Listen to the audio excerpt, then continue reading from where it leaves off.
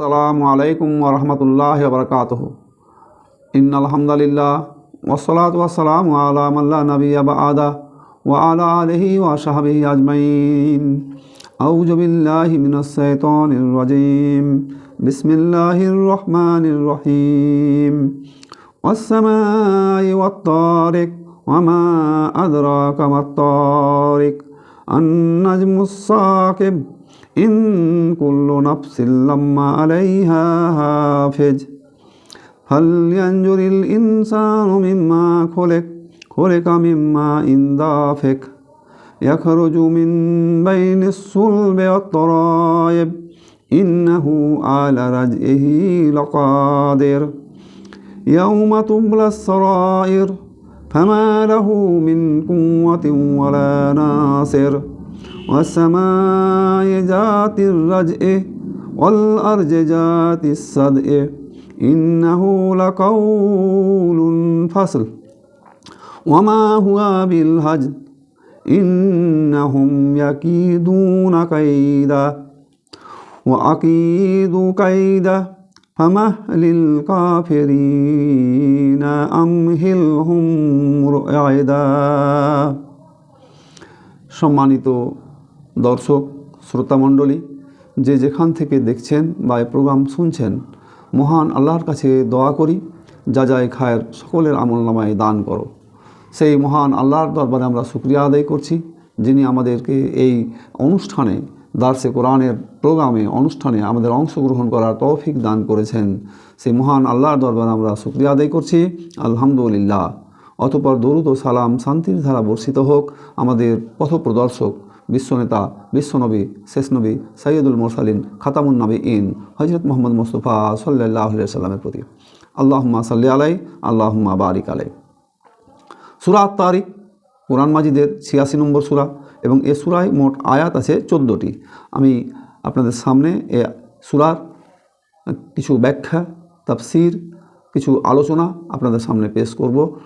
আপনারা জানেন আমি ধারাবাহিকভাবে কোরআন মাজিদের এই আলোচনা পেশ করছি সাদকায়ে জারিয়া হিসাবে, যেন আমার আমলনামায় নেকি পৌঁছাতেও থাকে মৃত্যুর পরেও। আল্লাহ রাব্বুল আলামিনের কাছে দোয়া করি এইরকমভাবে যেন গোটা কোরআন মাজিদ আমি আপনাদের সামনে দার্স আকারে পেশ করতে পারি, তেলাওয়াত এবং তরজমা তাফসীর সহ আপনাদের সামনে রেখে যেতে পারি। সেই দোয়া দর্শক শ্রোতাদের কাছ থেকে আমি চাই। আল্লাহর কাছে দোয়া করবেন যেন গোটা কোরআন মাজিদ অন্ততপক্ষে মৃত্যুর আগে হলেও আমি আপনাদের সামনে পেশ করে যেতে পারি।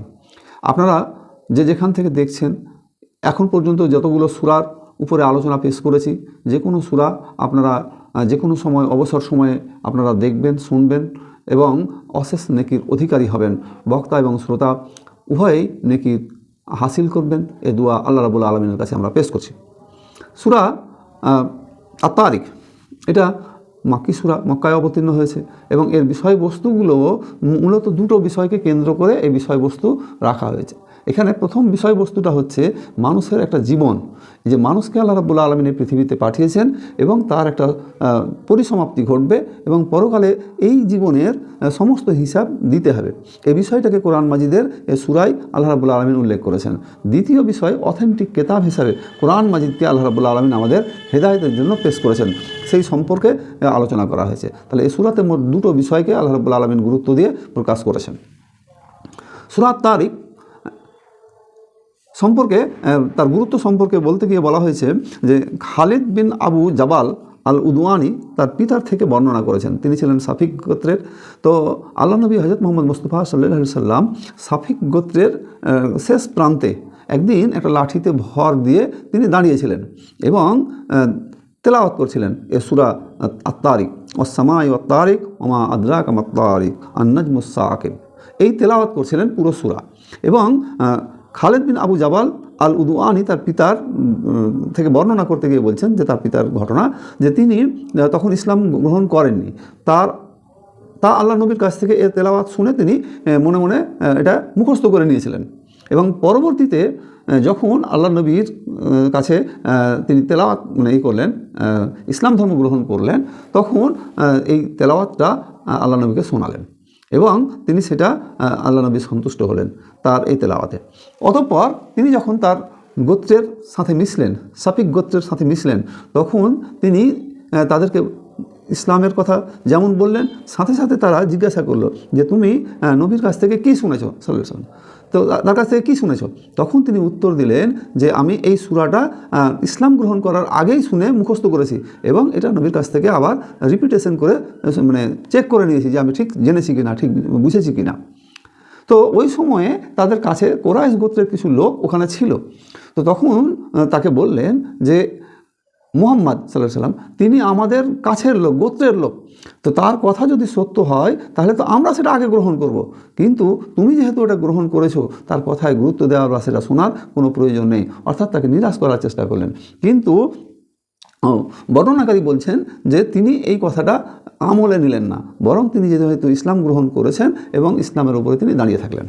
দ্বিতীয় ঘটনা হচ্ছে যে মুয়াজ রাদিয়াল্লাহু তাআলা আনহুর সম্পর্কে বলা হচ্ছে যে মুয়াজ রাদিয়াল্লাহু তাআলা আনহু যখন মাগরিবের নামাজ পড়াতেন, তেলাওয়াত করতেন কোনো জায়গায়, তো জমাতবদ্ধ অবস্থায় নামাজ পড়াতে গিয়ে তিনি সূরা বাকারা ধরতেন, সূরা নিসা তেলাওয়াত করতেন। এই সূরাগুলো অনেক বড় বড় সূরা।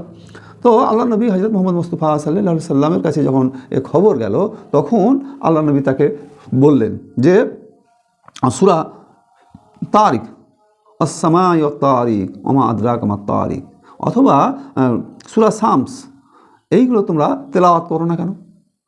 তাহলে জামাতে যখন নামাজ পড়ার বিষয়টি আসছে তখন তেলাওয়াতটা খুবই বড় বা খুব বেশি সময় ধরে নয়, কারণ জামাতে নামাজে অসুস্থ মানুষ থাকতে পারে, বৃদ্ধ মানুষ থাকতে পারে, শারীরিকভাবে অক্ষম মানুষ থাকতে পারে, যাদের দীর্ঘ সময় ধরে তেলাওয়াত শোনার শারীরিক সক্ষমতা নেই। সুতরাং যখন বড় জামাত আকারে নামাজ আদায় হবে তখন তেলাওয়াত হবে এই শ্রেণীর সূরাগুলো, অর্থাৎ কোনো আয়াত হয়তো 25টি, 20টি, 17টি, 18টি এইরকম লেভেলের। তাহলে এখানে এই গুরুত্বটা প্রকাশ করা হলো। তারপরে আমি এবার আলোচনা ধরে ধরে আসছি। সূরা তারিক যে নামকরণ করা হয়েছে আয়াতের প্রথমেই আছে অস-সামাই ওয়াত তারিক, এই প্রথম আয়াতের শেষ শব্দকেই সূরার নামকরণ হিসাবে গ্রহণ করা হয়েছে।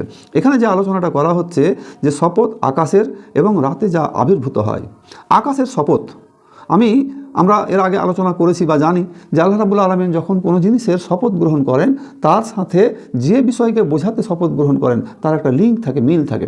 আকাশের যখন শপথ করা হচ্ছে তখন আকাশের দিকে আমরা তাকাই, আকাশকে আল্লাহ রাব্বুল আলামিন কীভাবে বিনা খুঁটি খাম্ভায় রেখেছেন, এবং এর বিশালতা কত, মানে বিশালতা এবং এর আশ্চর্যজনকভাবে অবস্থান, এবং যেই দিকেই দেখি না কেন আমরা আকাশকে দেখব যে দূরে গিয়ে মিশে গিয়েছে, আবার আপনি বহুদূর যাবেন আবার দেখবেন আরও দূরে গিয়ে মিশে গেছে। তাহলে আকাশের অবস্থানটা, আকৃতিটা ঠিক এইরকম যে আপনি যেখানেই যান না কেন আকাশ মনে হবে মাটিতে মিশে গেছে। তাহলে আল্লাহ রাব্বুল আলামিন এই সুন্দর স্ট্রাকচারটা দিয়েছেন এবং এর শপথ করছেন। তো এ শপথ করার কারণ হচ্ছে যে দেখো তোমাদের মাথার উপর বিনা খুঁটি খাম্বায় যে আকাশকে আমি তৈরি করে রেখেছি, এই খুঁটি খাম্বায় রাখা বেশি কঠিন নাকি তোমাদেরকে জীবিত করা আবার বেশি কঠিন, এটা মানুষের কাছে বোঝানো হচ্ছে। তারপরে শপথের দ্বিতীয় অংশ আছে এখানে, সেটা হচ্ছে যে যা রাতে আবির্ভূত হয়। তাহলে আকাশের শপথ এবং রাতে আবির্ভূত হয় বিভিন্ন নক্ষত্র, যেগুলো আমরা মিটমিটে অবস্থায় দেখি। রাতের আকাশে দেখা যায় চাঁদ, রাতের আকাশে বিভিন্ন নক্ষত্র দেখা যায়। এইগুলো বের হয়ে আসে, কখন বেরিয়ে আসে? দিনের আলোতে এগুলো মানে চাপা পড়ে থাকে, অর্থাৎ এগুলোকে দেখা যায় না। দিন শেষ হলে এগুলোর তখন আবির্ভাব ঘটে। এই রাতের আকাশকে আলোকিত করে রাখে এই নক্ষত্র গ্রহগুলোরও শপথ করা হচ্ছে। তারপরে শপথ করা হচ্ছে কি ওয়া মা আদরাকা মাত তারিক, তুমি কি জানো রাতে যা আবির্ভূত হয় তা কি? রাতে যে সমস্ত জিনিসগুলো আবির্ভূত হয় সেগুলো কি? এই কথাটার দ্বারা মানুষের ব্রেন, মানুষের গবেষণার দ্বারকে খুলে দেওয়া হচ্ছে। যে তোমরা আকাশের দিকে তাকাও, যে আকাশে যে সমস্ত নক্ষত্রগুলো দেখো ছোট ছোট ছোট ছোট, আসলে কি এগুলো তাই? এইগুলো বহু গুণ বড়। আমরা যে পৃথিবীতে বাস করি এই পৃথিবীর তুলনায় প্রায় 13 লক্ষ গুণ বড় হচ্ছে সূর্য, 13 লক্ষ গুণ বড়। তাহলে পৃথিবী কতটুকু তার তুলনায়? তাহলে এই সূর্যের তুলনায় লক্ষ লক্ষ গুণ বড় বিভিন্ন গ্রহ নক্ষত্র আল্লাহ রাব্বুল আলামিন সুন্দর করে সাজিয়ে রেখেছেন। আল্লাহ রাব্বুল আলামিন ব্ল্যাক হোল বলে একটা বস্তু সৃষ্টি করে রেখেছেন। এই ব্ল্যাক হোল হচ্ছে এমন একটা জিনিস যার কক্ষপথের কাছে কোনো গ্রহ গেলে সেইগুলো বাচ্চা ছেলেরা যেমন চকলেট গিলে খায় ওই রকম বড় বড় গ্রহগুলোকে গিলে খাবে। তাহলে ব্ল্যাক হোল কত বড় আছে? আমরা যে সপ্তর্ষি মণ্ডল জানি, আকাশের সপ্তর্ষি মণ্ডল দেখা যায়, এই যে সপ্তর্ষি মণ্ডল একই লাইনে দেখা যায়, এইগুলো কত বড় আছে, কত বিশাল আকারের আছে। টর্চ লাইট জ্বালালে যেমন আলো একটা নির্দিষ্ট গতিতে চলে যায়, এই সপ্তর্ষি মণ্ডলের গ্রহগুলো এরকম একটা রেখার মধ্যে মনে হচ্ছে অবস্থান করছে। তাহলে বিজ্ঞানীদের এই আবিষ্কার দেখে চমকে যেতে হয়। তো আল্লাহ রাব্বুল আলামিন এই আবিষ্কার, এই গবেষণার জায়গাগুলো খুলে দিচ্ছেন যে দেখো, ওমা আদরাকা মা তারিক, তুমি কি জানো যে রাতের আকাশে যেগুলো আবির্ভূত হয় সেগুলো কি? আমরা শুধু জানি কি, আমরা শুধুমাত্র চাঁদ দেখতে পাই, আর যেগুলো মিটমিট করে সেগুলোকে আমরা তারা বলি, এছাড়া আমাদের আর বেশি কোনো জ্ঞান নেই। তাহলে এইগুলো সম্পর্কে আল্লাহ রাব্বুল আলামিন বলছেন যে তোমরা কি এটা জানো যে এগুলো কত দূরে আছে, এর অবস্থান কী, এগুলো কত বড়, এই আলোগুলো পৃথিবীতে মিটমিট করে কেন? দূরত্বের কারণে মিটমিট করে। এই দূরত্বগুলো কত? আমরা যে মিটমিটে আলোটা দেখতে পাই, এই সূর্যের হোক, চাঁদের হোক বা বিভিন্ন নক্ষত্রের হোক, সেই আলোর গতি কত? 1 সেকেন্ডে এর আলোর গতি হচ্ছে 1,86,000 মাইল, এতটা যায়। তাহলে 1 সেকেন্ডে যদি এই গতি হয়, তাহলে সেকেন্ড মিনিটে কত, ঘন্টায় কত, 24 ঘন্টায় কত, 1 বছরে কত? এরকম দূরত্বগুলোকে লাইট ইয়ার এককে, আলোকবর্ষ এককে পরিমাপ করা হয়। তাহলে তোমরা চিন্তা করে দেখো, তাহলে এই গ্রহগুলো কত দূরে আছে। তাহলে আল্লাহ রাব্বুল আলামিন এই চিন্তাটা করাচ্ছেন। তারপর বলছে যে আন-নাজমুস সাকিব, ওটা হচ্ছে দীপ্তমান নক্ষত্র। তাহলে এই যে রাতে যেগুলো দেখা যায়, আবির্ভূত হয়, সেগুলো সম্পর্কে বলা হচ্ছে এগুলো হচ্ছে নক্ষত্র। It is the star of piercing brightness, এগুলো উদ্দীপ্তময় কণা। তারপরে বলা হচ্ছে ইন কুল্লু নাফসিন লাম্মা আলাইহা হাফেজ, প্রত্যেক জীবের উপর সংরক্ষক আছে। আল্লাহ রাব্বুল আলামিন প্রত্যেক জীবের উপরে সংরক্ষক রেখেছেন। এই সংরক্ষক বিষয়টা কি? তত্ত্বাবধায়ক বিষয়টা কি? তত্ত্বাবধায়ক বা সংরক্ষক বিষয়টা হচ্ছে যে প্রত্যেকটা মানুষ কে কী করছে, কে কোন কাজ করছে, এই কাজগুলো হিসাব রাখা তার দায়িত্ব। তত্ত্বাবধায়ক অর্থাৎ মানুষ এই দুনিয়াতে বেঁচে থাকা অবস্থায় যাবতীয় যা কাজ করে, ছোট হোক অথবা বড়, মানে জলের মধ্যে ডুব দেওয়া হোক অথবা কোনো গোপন জায়গায়, যেখানে যে কাজ করুক না কেন, সমস্ত কাজগুলোকে লিপিবদ্ধ করা হচ্ছে, লিখে রাখছেন। এখানে এই কথাটাই বলা হচ্ছে যে মানুষ যেন এটা ভুলে না যায় যে তার কোনো হিসাব রাখা হচ্ছে না, বরং তার হিসেব রাখা হচ্ছে, এইটা যেন মানুষের মাথায় থাকে। তো আল্লাহ রাব্বুল আলামিন এখানে এই কথাটা বললেন ইন কুল্লু নাফসিন লাম্মা আলাইহা হাফেজ। তারপরে আল্লাহ রাব্বুল আলামিন বলছেন যে সূরা ইনফিতারে আলোচনা করা হয়েছে, সূরা ইনফিতারের 10 নম্বর, 11 নম্বর, 12 নম্বর, এই 3টে আয়াতে আল্লাহ রাব্বুল আলামিন বলছেন ওয়া ইন্না আলাইকুম লাহাফেজুন, অবশ্যই তোমাদের উপরে তত্ত্বাবধায়ক নিযুক্ত আছে, তত্ত্বাবধায়কগণ নিযুক্ত আছে। তত্ত্বাবধায়ক নিযুক্ত আছেন তারা কারা? তারা হচ্ছে কিরামান কাতিবিন, তারা সম্মানিত আমল লেখক বৃন্দ। তাহলে সূরা তারিকের এই 4 নম্বর আয়াতে একজন লেখকের একবচন ব্যবহার করা হলো, আবার সূরা ইনফিতারের এই 10 নম্বর, 11 নম্বর আয়াতে লেখক বৃন্দ বহুবচন শব্দ ব্যবহার করা হলো। অর্থাৎ অনেকগুলো লেখক আল্লাহ রাব্বুল আলামিন নিযুক্ত করে রেখেছেন। এরা কি করে? ইয়ালামুনা মা তাফআলুন, তারা জানে তোমরা যা করো। অর্থাৎ আমরা যা করি তারা সব সঙ্গে সঙ্গে নোট করে নেন, লিখে নেন, ভিডিও করে নেন। আমরা এই প্রযুক্তির যুগে যা বুঝি না কেন। এর সাথে সাথে আর একটা বিষয়, এই যে সম্মানিত লেখকদের সংখ্যা বোঝাতে গিয়ে আল্লাহ নবী হযরত মুহাম্মদ মুস্তাফা সাল্লাল্লাহু আলাইহি সাল্লাম বলছেন যে দুটো সময়ে ফেরেশতাদের আগমন ঘটে। একটা হচ্ছে একদল ফেরেশতা আসেন ফজর ওয়াক্তে। তো কোনো মানুষ যদি ফজর ওয়াক্তে ভালো ইবাদত করে, নামাজ পড়ে বা কোরআন তেলাওয়াত করে, তখন যে ফেরেশতার দল এলো তারা আমলনামায় নোট করলো, লিখলো বা ছবি করলো যে এই লোকগুলো তারা ফজর ওয়াক্তে এই কাজ করছে। এবং যে ফজর ওয়াক্ত পর্যন্ত যে সমস্ত ফেরেশতাগুলো ছিল তারাও দেখলো। তাহলে এই লেখার কাজটা 2 বার হলো। তাহলে যারা এলো তারা আমলনামায় নোট করলো, যারা গেল তারা নোট করে নিয়ে গেল। তাহলে একই আমলনামা, একই কাজ আল্লাহর দরবারে 2 বার পেশ করা হচ্ছে। এটা বান্দার জন্যে আল্লাহর পক্ষ থেকে বিশেষ মেহেরবানি, তাদেরকে উদ্বুদ্ধ করা। এই আমলনামার রোটেশনের কাজটা আবার আসর ওয়াক্তে হয়। এই ফজর ওয়াক্তে যে সমস্ত ফেরেশতাগুলো আছে সারাদিন থাকলো এবং আসর ওয়াক্তে এসে তারা চলে যাবে, আরেক দল সম্মানিত লেখক আসবেন। তাহলে প্রত্যেকটা মানুষের জন্যে সমস্ত কিছু নোট করার ব্যবস্থা আল্লাহ রাব্বুল আলামিন করেছেন। যদিও আল্লাহ রাব্বুল আলামিন নিজের জ্ঞানে সমস্ত কিছু সম্পর্কে তিনি জানেন, নতুন করে জ্ঞানের নোট করার কোনো প্রয়োজন নেই। তারপরেও আল্লাহ রাব্বুল আলামিন ফেরেশতাদের নিযুক্ত করেছেন এই জন্যে যে কিয়ামতে যখন তার আমলনামা দেওয়া হবে, বিচার করা হবে, তাকে এই ভিডিও যেন তার সামনে দেখিয়ে দেওয়া যায় যে তুমি কি কি করেছো। তো আল্লাহ রাব্বুল আলামিন এই ব্যবস্থাটা করে রেখেছেন। তারপরে বলা হচ্ছে 5 নম্বর আয়াতে ফাল ইয়ানজুরিল ইনসানু মিম্মা খলেক, মানুষের চিন্তা করা উচিত তাকে কিসের দ্বারা সৃষ্টি করা হয়েছে।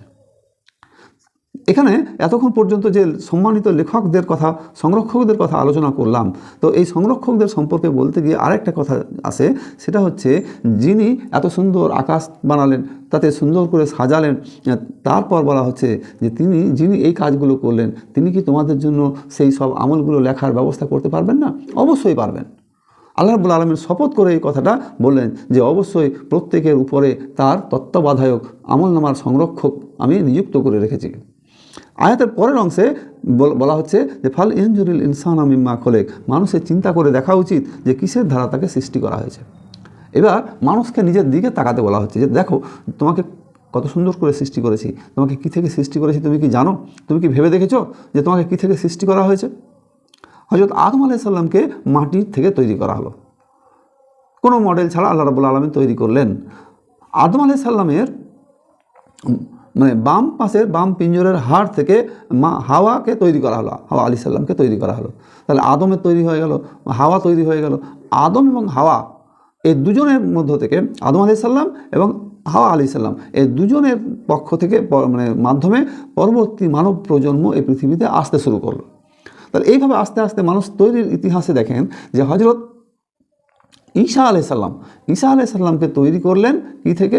তার পিতা ছাড়া মাতৃগর্ভ থেকে তাকে এই পৃথিবীতে আগমন ঘটালেন। তাহলে আল্লাহ রাব্বুল আলামিন বলছেন যে তোমরা কি জানো তোমাদেরকে কিভাবে তৈরি করা হয়েছে?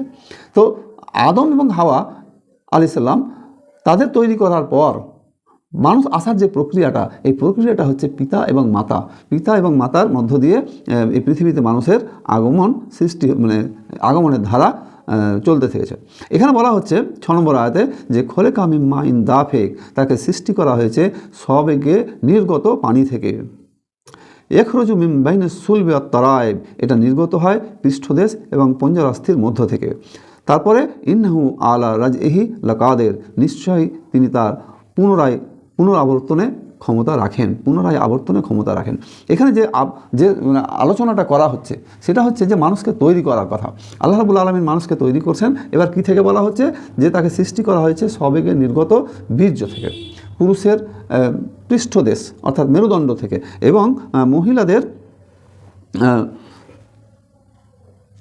বক্ষপিঞ্জর থেকে বের করা, মানে সবেগে নির্গত পানি থেকে। তাহলে পুরুষের বীর্য নারীর গর্ভাশয়ে প্রবেশ করলে সেই বীর্য এবং মানে ডিম্বাশয়, শুক্রাণু এবং ডিম্বাণু পরস্পর মিলিত হয়ে আল্লাহর ইচ্ছায় তার সেখানে ভ্রূণ জাইগোট তৈরি হয়। সেগুলো আস্তে আস্তে রক্ত মাংসপিণ্ডে তৈরি হয়, তাতে হাড় হাড্ডি পরপর একটা প্রক্রিয়ার মধ্য দিয়ে একটা সন্তান পৃথিবীতে বেরিয়ে আসে। আল্লাহ রাব্বুল আলামিন এই যে প্রক্রিয়ার কথাটা বললেন, তো খেয়াল করেন যে মানে যে বীর্য বা শুক্রাণুর কথা বলা হচ্ছে বা যে ডিম্বাশয়ের কথা বলা হচ্ছে, এই বীর্য, শুক্রাশয়, ডিম্বাণু এগুলো কি একটা থাকে?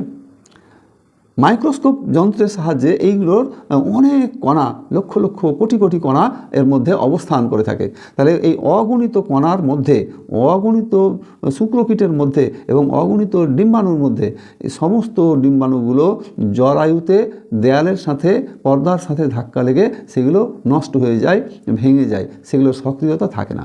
তো আল্লাহ রাব্বুল আলামিন যে শুক্রাণু এবং ডিম্বাণুকে চান, সেই শুক্রাণু এবং ডিম্বাণু পরস্পর মিলিত হয়। বাকি কোটি কোটি শুক্রাণু ডিম্বাণু জরায়ুর মধ্যেই সেটা নষ্ট হয়ে যায়, শেষ হয়ে যায়। তাহলে এই ডিম্বাণু এবং শুক্রাণু একটা। তাহলে পুরুষের পৃষ্ঠদেশ থেকে অগণিত শুক্রাণু নির্গত হয় বীর্য, নারীর মানে বক্ষপিঞ্জর থেকে অগণিত ডিম্বাণু বের হয়। এই ডিম্বাণু এবং শুক্রাণু পরস্পর মিলিত হয়ে আল্লাহ রাব্বুল আলামিন যেটাকে চান সেইটা মাতৃগর্ভে সন্তান রূপ ধারণ করে। তারপর আস্তে আস্তে তাহলে এই আলোচনায় আর একটা বিষয় সেটা হচ্ছে অগণিত শুক্রাণুর মধ্যে প্রতিদ্বন্দ্বিতা করে আল্লাহ রাব্বুল আলামিন এই পৃথিবীতে বের করে নিয়ে আসেন। আবার দেখা যায় যে বহু সন্তান পেটেই, মাতৃগর্ভেই মৃত্যুবরণ করে, দুনিয়ার মুখ দেখতে পারে না। আবার অনেক সন্তান পৃথিবীতে আসার পরেই সে মৃত্যুবরণ করে, দুনিয়ার আর সে বড় হয়ে স্বাভাবিক অবস্থা ফিরে আসতে পারে না। তাহলে এইভাবে আপনি একটা পর্যায়ে আল্লাহ রাব্বুল আলামিন এই প্রক্রিয়ার মধ্যে দিয়ে এখানে নিয়ে এসেছেন। শাব্দিক অর্থ যেটা সালব বলা হচ্ছে, সালব শব্দের অর্থ হচ্ছে পুরুষদের মেরুদণ্ড, আর তারাইব শব্দের অর্থ হচ্ছে নারীর দুই স্থানের মাঝের অংশকে বোঝায়। তারাইব এই দুটো জটিল জায়গা, এই দুটো জটিল জায়গা থেকে সবেগে নির্গত শুক্রাণু এবং ডিম্বাণু এইটা মিলিত হয়ে যে জাইগোট তৈরি হয়, এটা অত্যন্ত জটিল জায়গা। আল্লাহ রাব্বুল আলামিন এটার দ্বারা বোঝাতে চাইছেন যে এরকম একটা জটিল জায়গা থেকে তোমাকে আমি এই পৃথিবীতে বের করে নিয়ে আসছি। ইন্নাহু আলা রাজইহি লাকাদের, নিশ্চয় তারপর আমি তোমাকে আবার পূর্বের অবস্থায় পুনরায় আবর্তন করতে সক্ষম হব। তাহলে এত জটিল প্রক্রিয়ার মধ্য দিয়ে তোমাকে যখন আমি আনতে পেরেছি, পৃথিবীতে তৈরি করতে পেরেছি, তখন আবার তুমি মরে যাওয়ার পর আবার আমি তোমাকে পুনরায় জীবিত করতে সক্ষম হব। এখানে পরকালীন জীবনের একটা অত্যন্ত যুক্তি, সাবলীল যুক্তি পেশ করা হয়েছে। যে তোমরা খেয়াল করে দেখো, তোমাদের যে অস্তিত্ব, সেই অস্তিত্বের জায়গাটা হচ্ছে পুরুষের মেরুদণ্ড থেকে নির্গত বীর্য, নারীর বক্ষপিঞ্জর থেকে নির্গত বীর্য, এই জটিল জায়গা থেকে নির্গত হয়ে মাতৃগর্ভের জরায়ুতে অবস্থান করে। পুরুষের বীর্য মাতৃগর্ভের জরায়ুতে প্রবেশ করলে সেইখানের থেকে তখন শুক্রকীট এবং ডিম্বাণু পরস্পর মিলিত হয়ে জাইগোট তৈরি হয়। পর্যায়ক্রমে সেগুলো রক্ত মাংসে তৈরি হয় এবং আস্তে করে আল্লাহ রাব্বুল আলামিন আবার পৃথিবীতে তাদেরকে ভূমিষ্ঠ করেন। তাহলে এই জটিল প্রক্রিয়ার মধ্যে দিয়ে আমি যখন তোমাকে আনতে পেরেছি, আল্লাহ রাব্বুল আলামিন বলছেন, তখন তুমি মরে যাওয়ার পর আবার তোমাকে জিন্দা করতে পারবো। এইটা তোমাদের মাথায় আসে না কেন? এটা তোমাদের মাথায় আসে না কেন? বরং আল্লাহ রাব্বুল আলামিন বলছেন, ইয়াউমা তুবলাস সারায়ের, যেদিন গোপন বিষয়সমূহ পরীক্ষা করা হবে। যেদিন গোপন বিষয়সমূহ পরীক্ষা করা হবে, অর্থাৎ বোঝানো হচ্ছে যে কিয়ামতের দিন। কিয়ামতের দিন যাবতীয় গোপন বিষয় ছিল দুনিয়াতে, সবগুলোকে পরীক্ষা করা হবে, প্রকাশ করে দেওয়া হবে, আর কোনো বিষয় গোপন থাকবে না। তাফসীরকারকরা এই জায়গায় আরেকটা ব্যাখ্যা করছেন যে মুনাফিক এবং চক্রান্তকারী যে সমস্ত ব্যক্তিগুলো, মুনাফিক এবং চক্রান্তকারী যে সমস্ত ব্যক্তিগুলো তাদের গোপন প্রক্রিয়া পরিচালনা করে, ইসলামের বিরুদ্ধে, মুসলমানদের বিরুদ্ধে, ইসলামের ক্ষতি করে, এই লোকগুলোর গোপন চক্রান্ত আল্লাহ রাব্বুল আলামিন প্রকাশ করে দেবেন। তাহলে দুটো ব্যাখ্যা, কিয়ামতের ময়দানে তাদের সব প্রকাশ করা হবে, আবার এ দুনিয়াতেও এই গোপন চক্রান্তকারীদের চক্রান্ত আল্লাহ রাব্বুল আলামিন পেশ করবেন। তারপর বলা হচ্ছে, ফামালাহু মিন কুওয়াতিন ওয়ালা নাসির, সেদিন তার কোনো সক্ষমতা থাকবে না, সাহায্যকারীও পাওয়া যাবে না। যেদিনের বর্ণনা দেওয়া হচ্ছে সেই কিয়ামতের ময়দানের বর্ণনা, সেই দিন তার পক্ষে তার কোনো ক্ষমতা থাকবে না।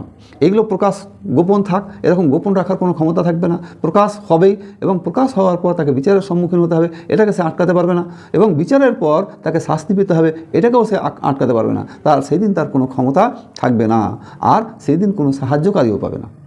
কিয়ামতের ময়দানে কেউ কাউকে সাহায্য করবে না, কোনো সাহায্যকারী পাবে না, কারণ তার আমল নামায় খারাপ ছিল। তারপর বলা হচ্ছে যে অসমায়ে জাতির রাজ, শপথ আসমানের যা ধারণ করে বৃষ্টি। আবার শপথ করা হচ্ছে। তাহলে প্রথমে শপথ করে এই যে বিষয়গুলো আলোচনা করলাম, আকাশের শপথ এবং নক্ষত্রের শপথ করে যে বিষয়গুলো আলোচনা করা হলো, এবার শপথ আবার করা হচ্ছে। আল্লাহ রাব্বুল আলামিন শপথ করে বলছেন যে অসমায়ে জাতির রাজ, শপথ আসমানের যা ধারণ করে বৃষ্টি। আমাদের এই ভূপৃষ্ঠে যে বৃষ্টি হয়, বৃষ্টি নির্গতের প্রক্রিয়াটা কী?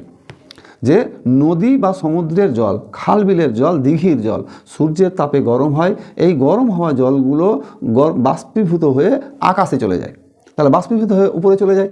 উপরে যখন সেটা শীতল হয়, ঘনীভূত হয়, তখন সেই শীতল ঘনীভূত হওয়া বৃষ্টি, সেই জল আবার বৃষ্টির আকারে টপ টপ টপ টপ করে জমিনে আল্লাহ রাব্বুল আলামিন বর্ষণ করেন। তাহলে এই যে রোটেশন, এই রোটেশনাল প্রক্রিয়া, এই জল ধারণের ক্ষমতাটা আল্লাহ রাব্বুল আলামিন আকাশে দিয়ে দিলেন, যে আকাশের তলদেশে এই বৃষ্টি থাকবে। এবং আল্লাহ কি হুকুম দেখেন, যে বৃষ্টি বর্ষণ হয়, যেখানে আল্লাহ রাব্বুল আলামিন হুকুম করেন সেখানে এই মেঘ চলে যায় এবং সেইখানে গিয়ে বৃষ্টি বর্ষণ হয়। আল্লাহ রাব্বুল আলামিন এই কঠিন প্রক্রিয়া, তাহলে এই প্রক্রিয়াটা কি কোনো মানুষ তৈরি করতে পারে?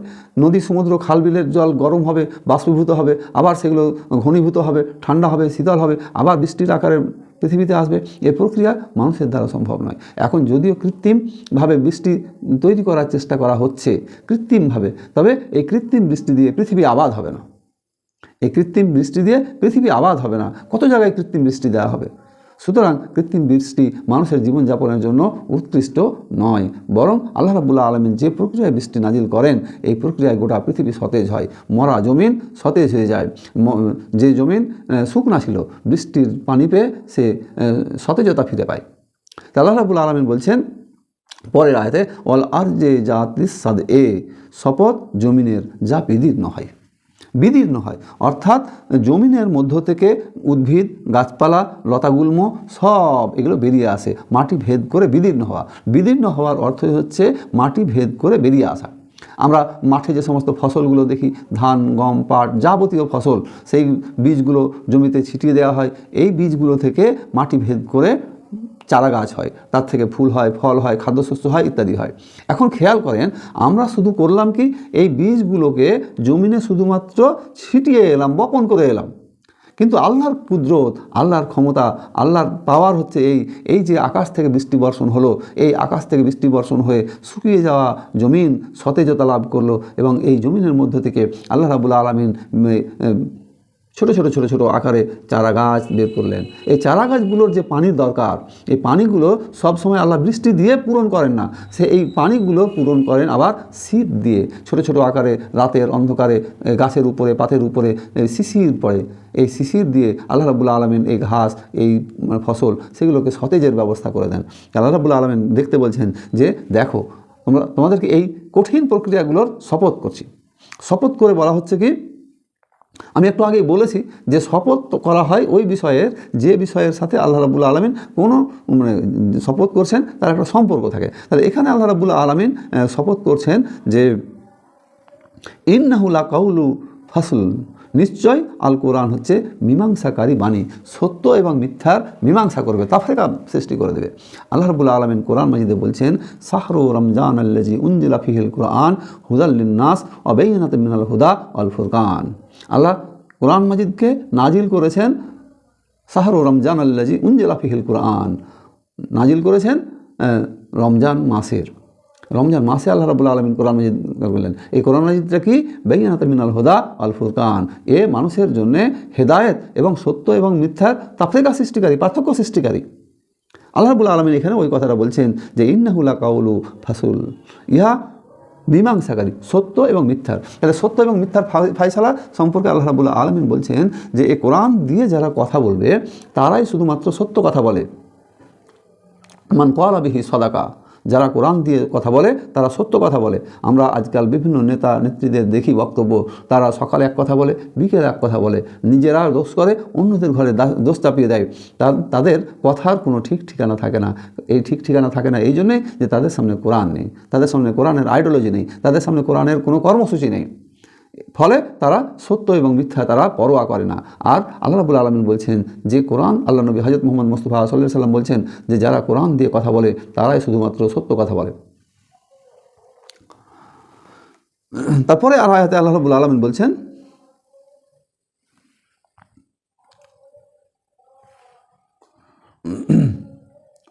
ওয়ামা হুয়া বিল হাজল, এবং এটা নিরর্থক নয়।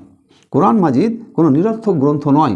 আল্লাহ রাব্বুল আলামিনের নবী হযরত মুহাম্মদ মুস্তাফা সাল্লাল্লাহু আলাইহি সাল্লাম যখন ওহী নিয়ে এলেন, ওহী তার কাছে এলো, তখন তিনি মানুষের কাছে প্রচার করতে শুরু করলেন কোরআনের বাণী। কোরআনের বাণী যখন প্রচার করতে শুরু করলেন, তাওহীদের কথা, রিসালাতের কথা, আখিরাতের কথা, যে সমস্ত কথাগুলো বারবার আলোচনায় আসছে, যখন তিনি এই প্রচারের কাজ শুরু করলেন, তখন আরবের কুরাইশ বংশ থেকে শুরু করে আরবের বিভিন্ন গোত্রের লোকেরা বলতো এটা কোনো জাদুকর, মানে গণকের কথা, এটা কোনো জিনের কাছ থেকে শিখে আসা কথা, এটা কোনো মনীষীর কাছ থেকে শিখে আসা কথা, এটা নবী মুহাম্মদ সাল্লাল্লাহু আলাইহি সাল্লামের বানানো কথা, ইত্যাদি এরকম বিভিন্ন কথাগুলো বলেছেন। তাদের সমস্ত যে ওজর আপত্তি, এই সমস্ত ওজর আপত্তিগুলোকে শেষ করে দেওয়া হচ্ছে। বলা হচ্ছে যে ওমা হুয়া বিল হাজল, এটা কোনো নিরর্থক গ্রন্থ নয়, এটার একটা যথেষ্ট গুরুত্ব আছে, এর যথেষ্ট ওজন আছে, এর যথেষ্ট মর্যাদা আছে, সম্মান আছে, এবং এর দ্বারা মানুষ জীবন পরিচালনা করতে পারবে। তাহলে এটা নিরর্থক গ্রন্থ নয়। এর মধ্যে পারিবারিক নীতি আছে, সমাজ নীতি আছে, ইতিহাস আছে, বিজ্ঞান আছে, দর্শন আছে, মানে ইহকালীন জীবনে যা দরকার, পরকালীন জীবনে যা দরকার সব আছে। মানুষের অর্থনীতি আছে, রাজনীতি আছে, সমাজনীতি আছে, আন্তর্জাতিক নীতি আছে, সব এর মধ্যে খুলে খুলে খুলে খুলে আল্লাহ রাব্বুল আলামিন বর্ণনা করে দিয়েছেন। তারপর বলা হচ্ছে ইন্নাহুম ইয়াকিদুনা কাইদা, তারা ভীষণ ষড়যন্ত্র করে। এই ষড়যন্ত্রকারী কারা?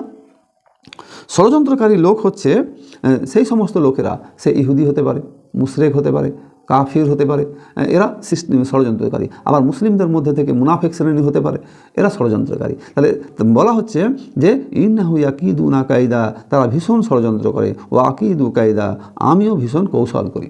শব্দের দিকে খেয়াল করেন। আল্লাহ রাব্বুল আলামিন কাফের মুশরিক বেঈমানদের কথা যখন বলছেন, তাদের কথাটা বলা হচ্ছে ষড়যন্ত্র। আর আল্লাহ রাব্বুল আলামিন যখন বলছেন, তখন বলছেন যে আমি ভীষণ কৌশল অবলম্বন করি।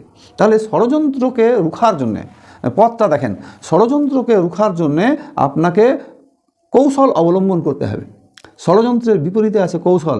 যখনই আপনি দেখবেন যে আপনার বিরুদ্ধে কোনো জাতি, কোনো গোষ্ঠী, কোনো ব্যক্তি, কোনো ক্ষমতাবান ব্যক্তি ষড়যন্ত্র রচনা করছে, তখন আপনাকে কায়দা কৌশল অবলম্বন করতে হবে। কৌশলে আপনাকে সেই জায়গা থেকে বাঁচার চেষ্টা করতে হবে। আল্লাহ রাব্বুল আলামিন তাদের এই ষড়যন্ত্রকে নস্যাৎ করছেন যে তোমরা যখন ষড়যন্ত্র করেছ, তখন আমি কিছু কায়দা গ্রহণ করেছি, কৌশল অবলম্বন করেছি। কৌশলটা কি? ফামাহালিল কাফিরিনা আমহিলহুম রুআয়দা, অতএব কাফেরদের অবকাশ দাও, তাদের অবকাশ কিছুকালের জন্য। এই যে যারা ষড়যন্ত্র করছে দুনিয়ায় ক্ষমতা লাভের জন্য, অর্থ সম্পদ লাভের জন্য, সম্মান লাভের জন্য, এই যারা পদ লাভের জন্য, পদমর্যাদা অর্জন করার জন্য, তাদেরকে আল্লাহ রাব্বুল আলামিন কিছুদিন সময় দেন। এই সময়ের বর্ণনা করতে গিয়ে আল্লাহ রাব্বুল আলামিন বলছেন যে আল্লাহ ইয়াস্তাহজিউ বিহি ওয়া ইয়ামুদ্দুহুম ফি তুগয়ানিহিম ইয়ামাহুন, আমি তাদেরকে কিছুটা সময় দিই, অবকাশ দিই।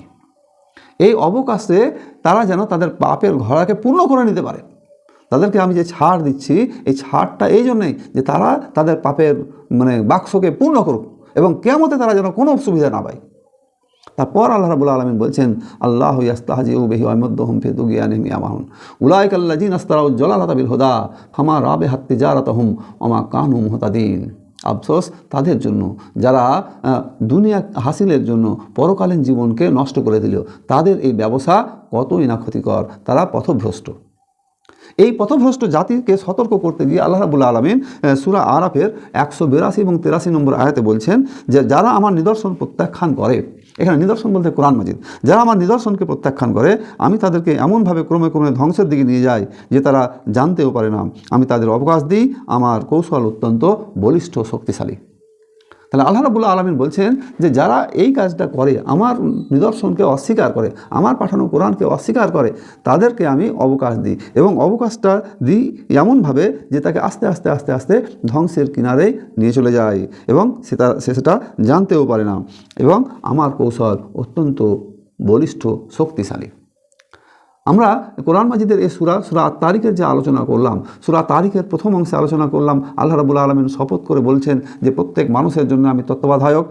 একটা জায়গায় বলছেন একজন, এক জায়গায় একাধিক জনের কথা বলা হয়েছে সূরা ইনফিতারে তত্ত্বাবধায়ক রেখেছেন যারা সব আমল লিখছেন এবং কিয়ামতের ময়দানে তাদের সমস্ত কাজের হিসাব তাদেরকে দিতে হবে এবং সমস্ত কিছু আল্লাহ রাব্বুল আলামিন যেহেতু লিপিবদ্ধ করছেন এবং তাদের কাছে এই আমলনামা তাদের হাতে পেশ করা হবে। পরে আবার শপথ করে বলছেন যে আল্লাহ রাব্বুল আলামিন মানুষের হেদায়েতের জন্য এই কোরআন মাজিদকে দিয়েছেন।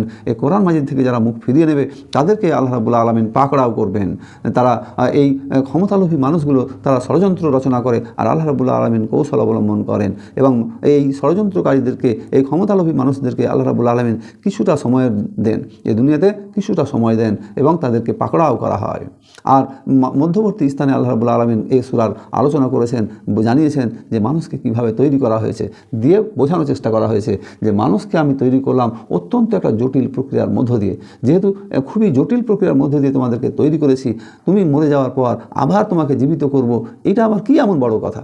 বরং সৃষ্টি করাটাই তো ছিল জটিল প্রক্রিয়া। সুতরাং তোমরা যেন মুখ ফিরিয়ে না নাও যে তোমাদের জন্য কিয়ামত নেই, তোমরা যেন ভুলে না যাও যে তোমাদেরকে আবার কিয়ামতের ময়দানে উঠতে হবে এবং আমার কাছে হিসাব দিতে হবে।